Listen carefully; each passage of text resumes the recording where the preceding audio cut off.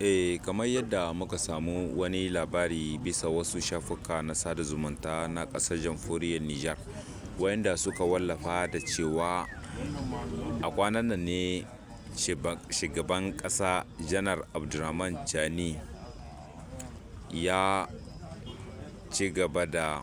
sanar da dakatar da sama da ƙungiyar farar hula 300 a faɗin ƙasar jamhuriyar Nijar, inda Janar Abdurrahman Chani wani taron manema labarai da aka yi zama da shi, inda ya gabatar da cewa ya yi haka ne sakamakon rashin gabatar da rahotanni da aikace-aikace da kuma bayanai na kuɗaɗe waɗanda suka kashe a cikin shekara ta 2024 da suka gabata a cikin ƙasar jamhuriyar Nijar. A cikin wani lamari da ya faru a cikin wani yanki na jamhuriyar Nijar,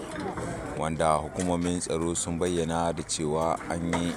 wani musanyen wuta tsakanin hukumomin tsaro da jami'an tsaro a cikin wannan yanki, wanda ya yi sanadiyar kashe mutane da dama, inda wasu kuma su raunata a cikin wannan lamari.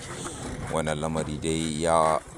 faru ne a cikin wani yanki na yammacin ƙasar jamhuriyar Nijar, kamar yadda hukumomin tsaro suka bayyana da cewa, inda wannan musanyen wuta da aka yi tsakanin 'yan bindiga da hukumomin tsaro na wannan yanki, inda ya yi sanadiyar kashe akalla mutum 30, inda kuma akalla mutum 50 ne suka raunata a cikin wannan lamari. Wasu ɗalibai da 'yan bindiga suka kama a cikin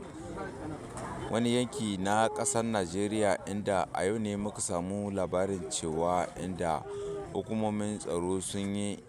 nasarar ƙwato wannan ɗaliban makaranta da aka yi garkuwa da su a cikin wani yanki na birnin Kebbi a ƙasar Najeriya.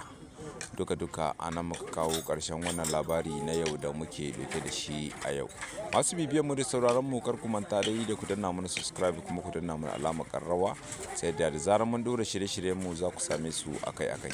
Muna godiya matuƙa bisa bibiyar da kuke yi muna har kullum.